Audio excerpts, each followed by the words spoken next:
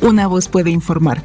Muchas voces pueden transformar una región. 3 mujeres, 3 países, 3 experiencias que revelan cómo la comunicación feminista también es un espacio de resistencia, de memoria y de construcción democrática. Esto es Mujeres en la Comunicación en América Latina. Una serie especial de CIMAC Radio con el apoyo de WAC. Buen día y gracias por acompañarnos. CIMAC presenta una serie de conversaciones con mujeres referentes de comunicación en América Latina. Voces que desde distintos espacios han impulsado la democratización de la palabra, los medios comunitarios y el derecho a comunicar. En esta emisión nos acompaña Magali Cuna, periodista, doctora en Ciencias de la Comunicación e investigadora del Instituto de Estudios de Religao. Es editora de la plataforma Religao e Poder del proyecto Bereira, enfocado en combatir la desinformación en entornos religiosos digitales. Su trabajo ha sido fundamental para comprender fenómenos como el crecimiento de los movimientos evangélicos, la influencia de la religión en la política, el activismo digital y los desafíos que enfrentan las democracias latinoamericanas. Todo esto con una perspectiva de género y también un enfoque hacia los derechos humanos, sobre todo de las mujeres. Pues Magali, bienvenida y gracias por acompañarnos en esta emisión. Y para empezar esta conversación me gustaría preguntarte, a lo largo de tu trayectoria has estudiado la relación entre religión, comunicación y política. ¿Por qué es importante entender estos 3 ámbitos de manera conjunta en América Latina? Sí, vivimos en un contexto que no es más posible hablar de comunicación, especialmente de los medios, sin hablar de religión, porque los grupos religiosos están presentes muy fuertemente en los espacios de medios. Buscan estrategias de comunicación para estar presentes en los espacios públicos. Entonces, no es posible hablar de comunicación en medios hoy sin considerar el rol de las religiones. Lo mismo en considerar las religiones sin hablar de los procesos de comunicación, de los procesos de búsqueda de una presencia más pública de las religiones en América Latina, en los medios de comunicación, en estrategias de aparición pública por los medios son muy importantes, muy significativos hoy en nuestro continente. Entonces, es una relación que es muy necesaria cuando hablamos de periodismo, de publicidad, de cinema, de todas las composiciones posibles de procesos comunicacionales, las religiones están ahí presentes. Entonces, es necesaria una preocupación, una comprensión de estos procesos todos. Magali, en este contexto, me gustaría saber cómo ha cambiado el papel de los actores, religiosos en el espacio público durante las últimas décadas. Ya nos estabas adelantando un poco, pero ¿podemos profundizar en este sentido? Sí, los grupos religiosos, especialmente los cristianos, católicos y evangélicos, buscan una presencia más amplia en el espacio público. En el pasado, estavam muito preocupados com suas próprias comunidades, com seus próprios espaços. Tinham processos de comunicação interna a los grupos, pero en las últimas, por lo menos las últimas 3 décadas, los últimos 30 años, vemos que estes grupos cristianos estão mais preocupados com sua presença pública, com sua aparição pública, com formas de comunicar para allá de las comunidades internas.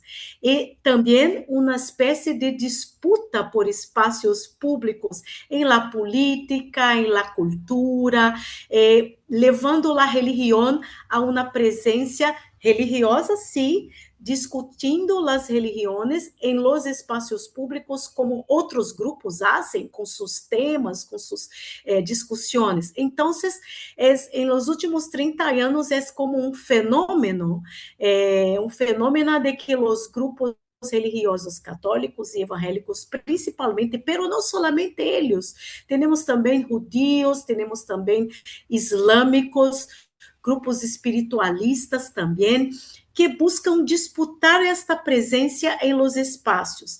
E a política é o tema que mais aparece, mais está presente em las discussões, porque estes grupos têm uma búsqueda de disputa de los espaços. A política é uma forma de presencia muy significativa.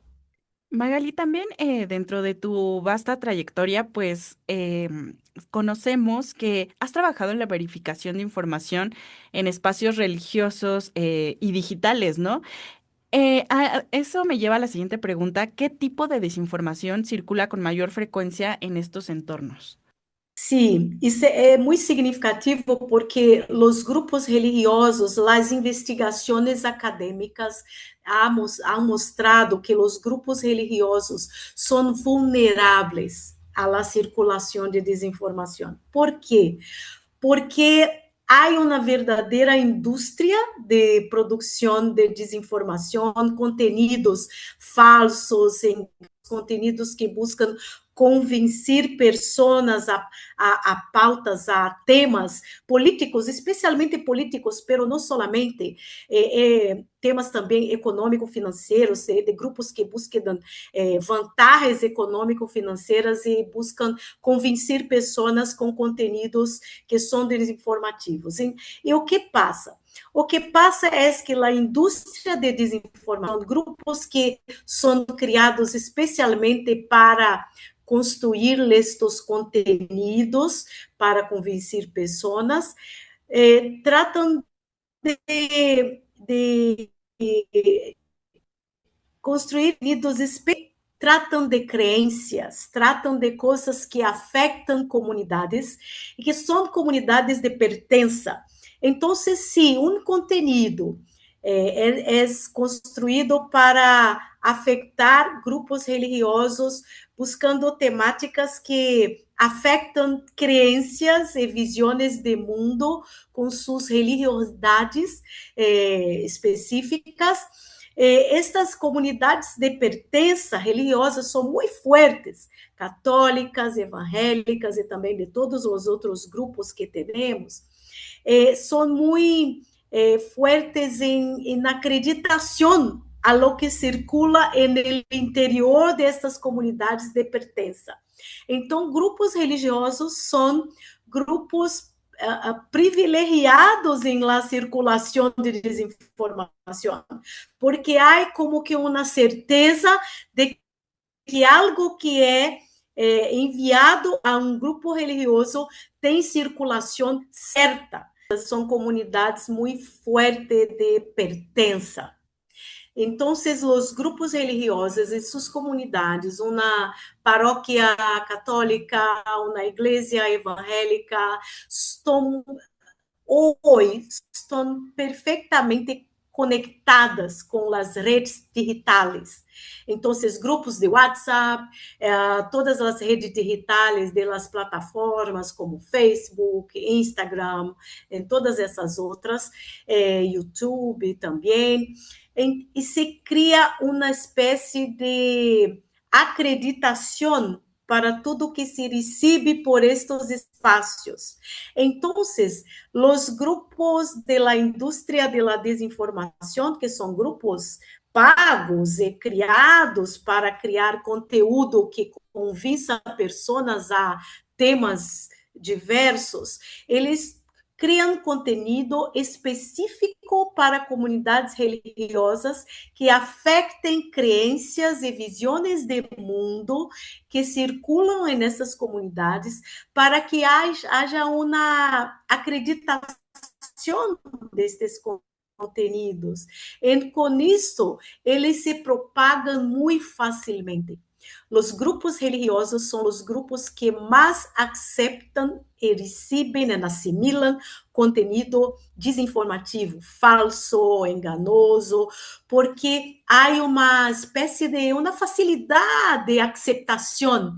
E os conteúdos são preparados especificamente para que sejam acreditados nesses espaços. Por lo tanto, é muito fácil que os grupos propaguem no interior de uma comunidade religiosa um conteúdo desinformativo. E muitos destes conteúdos são enviados por curas, por pastores evangélicos, por liderazgos de uma comunidade religiosa, e a acreditação é mais forte porque são líderes dessas comunidades que contribuem com esta propagação. Então, é muito importante um trabalho de educação destas comunidades, não solamente de confrontação de los conteúdos, que é o projeto que trabalho atualmente em Brasil, pero também conjuntamente um processo de educação para que estas comunidades percebam que são utilizadas nestes sistemas, ecossistema desinformativo, como comunidades que propagam facilmente estes conteúdos. Justo en este sentido, ¿no? Ya nos estás como explicando a detalle por qué las noticias falsas pues encuentran este terreno fértil en contextos pues de pues sí, polarización, tanto política como pues también religiosa. Y me gustaría preguntarte también, ¿qué riesgos representa la desinformación para la democracia y los derechos humanos, sobre todo en América Latina? Altos riscos, porque temos um direito fundamental de la Declaración Universal de los Derechos Humanos, que es el derecho a la información. Tenemos derecho a informação segura, correta, digna, com dignidade de informação. E quando mentiras, conteúdo falso, conteúdo enganoso circula, temos esse direito violado, temos esse direito negado, porque isto é muito, muito nocivo à democracia, muito nocivo à participação das pessoas em sociedade, em comunidade, e porque pessoas não têm a informação necessária para que vivam em sua dignidade política, cidadana, em términos de los derechos e de los términos de lo que é necessário saber, conhecer para viver em comunidade, para viver em sociedade. Então, a desinformação é nociva, é algo muito custoso para as comunidades e para os pueblos, porque é na negação de lo que é necessário conhecer, a verdade, aquilo que liberta as pessoas para viver plenamente em sociedade. Y Magali, pasando como un poco a otros temas, por decirlo así, me gustaría saber también, ¿tú cómo ves el papel de las mujeres en todo este entorno al que pues te dedicas, al que has estudiado y que tienes pues una amplia experiencia y que nos estás comentando? ¿Qué papel de las mujeres periodistas juegan? Papel muito significativo, porque as mulheres têm uma característica política em nossa sociedade, que é a característica crítica. As mulheres têm, na América Latina, uma posição muito crítica, muito com sabedoria, conhecem a realidade, discutem essa realidade. E quando há mulheres periodistas, esta característica é importante para se conhecer e conseguir, para se lograr a capacidade de publicizar conteúdo comprometido com esta realidade. Há mulheres capacitadas, muito capacitadas em nosso continente para produzir informação segura. E as mulheres têm esta condição especial. Claro que há homens também capazes de isto, pero esta característica de mulheres latinas em la resistência latino-americana, la crítica à realidade que se foi construindo ao longo de los siglos e siglos, e as mulheres estão em la base de nossa sociedade e logram trazer isto para o trabalho periodístico. Isto é muito importante. también me interesa saber, ya que en algunos de tus trabajos has analizado justo el avance de los fundamentalismos en la religión. Y en este sentido, ¿cómo afectan justo estos fenómenos a los derechos de las mujeres y de otros grupos históricamente discriminados, pero especialmente en las mujeres? Especialmente e principalmente as mulheres são o alvo, o objetivo primeiro destes grupos fundamentalistas, que são fundamentalismos político-religiosos, que avançam em nosso continente, especialmente em los últimos 20 anos. Nossas investigações demonstram que os fundamentalismos são reacciones al avance de derechos, grupos diversos em nosso continente, especialmente mulheres e comunidades tradicionais, indígenas e de las personas pretas, negras, que han trabalhado em los últimos las últimas décadas para lograr derechos, para lograr sus espacios en nuestros países y que nós temos en los últimos 20 anos son grupos políticos que están alianzados con grupos religiosos para frenar avances, para frenar estes avances desses grupos, principalmente mulheres, comunidades indígenas e comunidades pretas negras. Então, estes grupos atuam para frenar estes direitos, primeiro com linguagem religiosa que põe culpa em mulheres, como que estão abandonando suas famílias quando vão a trabalhar, quando vão a estudar, e as famílias são o primeiro elemento importante na base da sociedade, e as mulheres deveriam ocupar seu espaço privilegiado em família, não fora dela.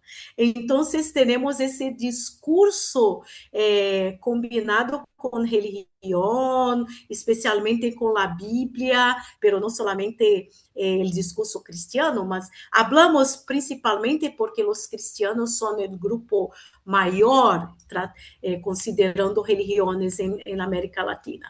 Então, se usa da Bíblia, se usa deste discurso para poner culpa e para dizer às mulheres que têm que ocupar o lugar que lhes pertence, que é dentro de casa. Sí, ¿Sí? totalmente. Sí, y Magali, pues estamos llegando al final de esta entrevista, pero no me quiero ir sin antes preguntarte, ¿qué mensaje le mandas a las mujeres periodistas, a las comunicadoras que están enfrentándose a todos estos desafíos, a todos estos retos que nos estás comentando? ¿Qué mensaje les quieres compartir? Necessário cada vez mais uma renovação de nosso compromisso com o direito à la informação. Mujeres periodistas, como os periodistas em geral, têm que renovar este compromisso. E as mulheres, principalmente, porque han sido um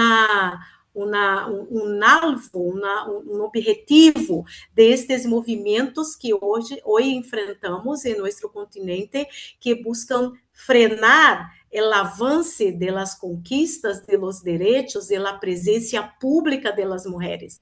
Entonces, es necesario una renovación de este compromiso con el derecho a la información.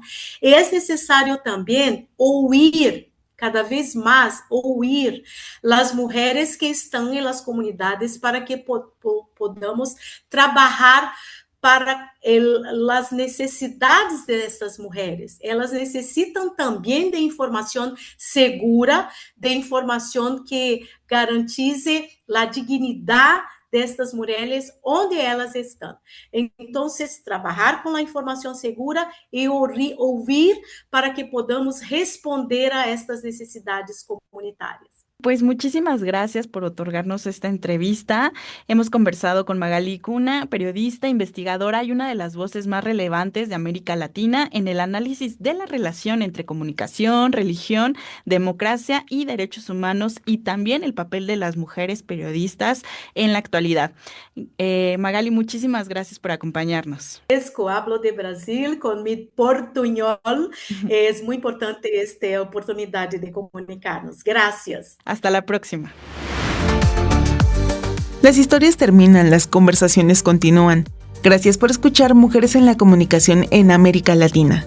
Una producción especial de CIMAC Radio realizada con el apoyo de WAC.